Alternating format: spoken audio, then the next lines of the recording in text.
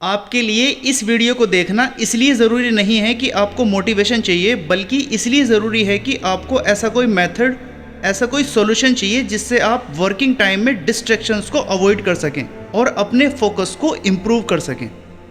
Actually हमारे साथ problem ये होती है कि जब हम अपने टारगेटेड वर्क को लेकर बैठते हैं तो हम फोकस्ड नहीं रह पाते। या तो 10-20 मिनट में ही बोर हो जाते हैं, या बस मोबाइल का एक नोटिफिकेशन हमारे फोकस को डिस्ट्रैक्ट करने के लिए काफ़ी होता है। नोटिफिकेशन को चेक करते ही हम फेसबुक एंड यूट्यूब के नोटिफिकेशंस भी चेक करते हैं और हमें मज़ा आने लगता है और हम पूरी तरह से डिस्ट्रैक्ट हो जाते हैं। कब घंटों बीत जाते हैं पता ही नहीं चलता। उसके बाद लंच टाइम हो जाता है और हमारा आधा दिन ख़त्म। डिस्ट्रैक्शंस को हम ख़त्म तो नहीं कर सकते because we all are human being, लेकिन उसको अवॉइड किया जा सकता है, इग्नोर किया जा सकता है। तो अगर लाइफ में कुछ करना है और अपने फोकस को इम्प्रूव करना है तो डिस्ट्रैक्शंस के साथ डील करना तो सीखना पड़ेगा। तो आइए सीखते हैं।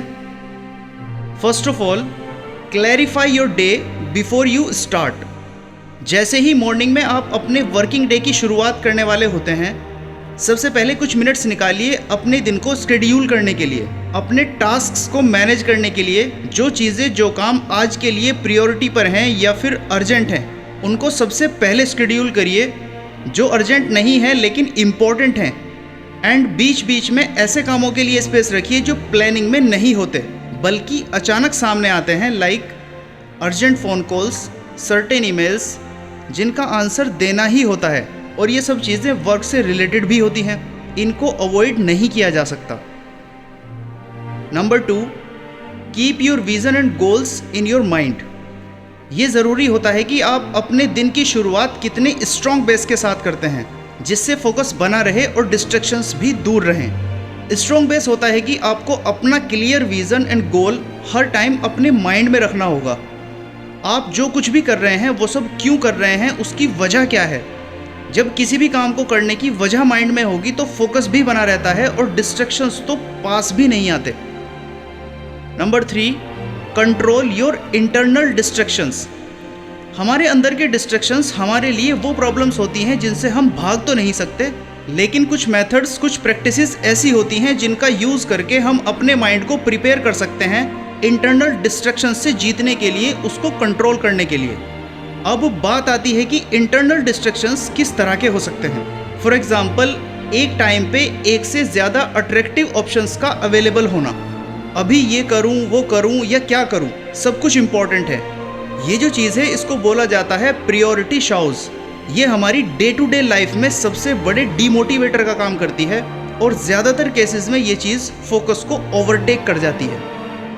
Number 4, remove external distractions. अब ये एक्सटर्नल डिस्ट्रैक्शंस क्या होते हैं? ऐसी फिजिकल चीज़ें जो डिस्ट्रैक्शंस का कारण बनती हैं। सिंपली उनसे दूरी बनाकर रखो, जैसे मोबाइल को बार बार चेक करते रहना, वर्किंग टाइम में नोटिफिकेशंस का ऑन रखना आपको डिस्ट्रैक्ट करता रहता है। अगर आप घर पर कोई प्रोजेक्ट कर रहे हो और किसी बच्चे की वजह से टीवी ऑन किया जाता है तो आपको दूसरे रूम में चला जाना चाहिए, या फिर बच्चों के उठने से पहले अपने वर्क को शेड्यूल करना चाहिए। दूसरी चीज़, जिस जगह पर आप वर्किंग हो उस जगह की वॉल्स प्लेन होनी चाहिए, कोई भी विजुअल सीनरीज, टेक्सचर्स नहीं होने चाहिए, जिससे हमारा माइंड पूरी तरह से फोकस्ड रहे, क्योंकि हमारा माइंड इमेजेस को बहुत जल्दी कैप्चर करता है और उसके बारे में सोचने लगता है। ये सब छोटी छोटी चीज़ें हैं बट इनका इम्पैक्ट बहुत बड़ा होता है। Number 5, visualise your working. ये साइंटिफिक टेक्निक फोकस्ड रहने में आपकी बहुत हेल्प करती है, लेकिन विजुअलाइजेशन का मेथड सही होना चाहिए। वर्क को स्टार्ट करने से पहले मेडिटेशन करने से माइंड प्रिपेयर होता है वर्किंग के लिए। देन किसी भी टास्क को करते टाइम विजुअलाइज कीजिए कि उस टास्क से क्या क्या बेनिफिट्स होने वाले हैं, एंड ये भी विजुअलाइज करना बेटर होता है कि इस पर्टिकुलर टास्क के बाद कौन से टास्क करने हैं जो सबसे ज़्यादा ज़रूरी हैं। टास्क के बारे में सोचकर ये विजुअलाइज करना कि बहुत मज़ा आने वाला है, ये चीज़ बहुत बेनिफिशियल होती है। Number 6, reduce the choices of your day. अगर आपके पास 10 काम हैं एक दिन में करने को और आपकी एबिलिटी इतनी नहीं है तो कोई ज़रूरत नहीं है खुद को टॉर्चर करने की, क्योंकि काम डेली करना ज़्यादा काम को बीच में छोड़ने से कई गुना बेटर होता है। स्किप करने से एक तो डिमोटिवेशन होता है और दूसरा कल के लिए प्रेशर और बढ़ जाता है। सो अगर 10 काम हैं तो उनमें से सिर्फ 4-5 ज़रूरी कामों को सिलेक्ट करो और उनको कंप्लीट करो। Number 7, skip what you don't know. जो चीज़ें आप नहीं जानते उसको अभी के लिए स्किप करो। मैं ये नहीं कह रहा हूँ कि उसको मत करो, नहीं करोगे तो सीखोगे क्या, लेकिन जो इजी पार्ट है उसको पहले फिनिश करो, फिर उन चीज़ों पर काम करो जो आपने स्किप की थी। जनरल तौर पर ऐसा भी होता है कि अपने टास्क में ऐसी चीज़ें छुपी होती हैं जिनको करना तो होता है बट उनके बारे में आपको पता नहीं होता। टास्क के बीच में उनको जानने की कोशिश कभी मत करो। मीन्स खुद को ओवर एक्सटेंड करने की कोई ज़रूरत नहीं है, अदरवाइज फालतू चीज़ों में फंसकर रह जाओगे और मेन वर्क से डिस्ट्रैक्ट हो जाओगे। Number 8, focus on the smallest part of your work at a time. Headline से ही पता चल रहा है कि आपका जो भी वर्क है उसका स्मॉलेस्ट पार्ट सबसे पहले फिनिश करो। इससे नेक्स्ट पार्ट को करने के लिए पैशन इंक्रीज होता है, और ये पैशन ही तो है जो हमसे सब कुछ कराता है। जहाँ पैशन नहीं वहाँ सब कुछ बेकार है। Number 9, manage your momentum.